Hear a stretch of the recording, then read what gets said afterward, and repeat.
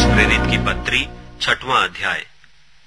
हे भाइयों, यदि कोई मनुष्य किसी अपराध में पकड़ा भी जाए तो तुम जो आत्मिक हो नम्रता के साथ ऐसे को संभालो और अपनी भी चौकसी रखो कि तुम भी परीक्षा में न पड़ो। तुम एक दूसरे के भार उठाओ और इस प्रकार मसीह की व्यवस्था को पूरी करो।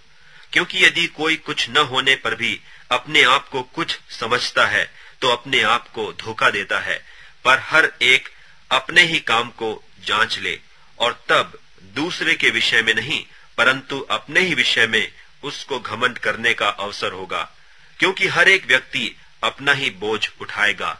जो वचन की शिक्षा पाता है वह सब अच्छी वस्तुओं में सिखाने वाले को भागी करे। धोखा न खाओ, परमेश्वर ठट्ठों में नहीं उड़ाया जाता। क्योंकि मनुष्य जो कुछ बोता है वही काटेगा।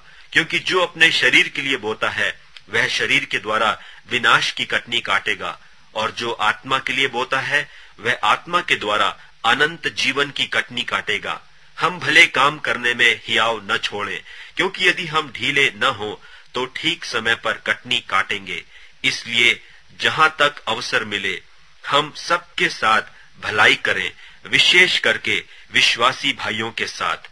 देखो, मैंने कैसे बड़े बड़े अक्षरों में तुमको अपने हाथ से लिखा है। जितने लोग शारीरिक दिखाव चाहते हैं वे तुम्हारे खतना करवाने के लिए दबाव देते हैं, केवल इसलिए कि वे मसीह के क्रूस के कारण सताए न जाएं। क्योंकि खतना कराने वाले आप तो व्यवस्था पर नहीं चलते, पर तुम्हारा खतना कराना इसलिए चाहते हैं कि तुम्हारी शारीरिक दशा पर घमंड करें।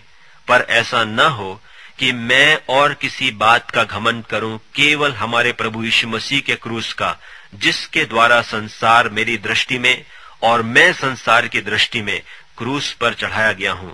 क्योंकि न खतना और न खतना रहित कुछ है परंतु नई सृष्टि।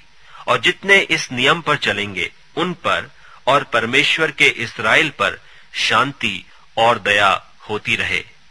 आगे को कोई मुझे दुख न दे, क्योंकि मैं यीशु के दागों को अपनी देह में लिए फिरता हूं।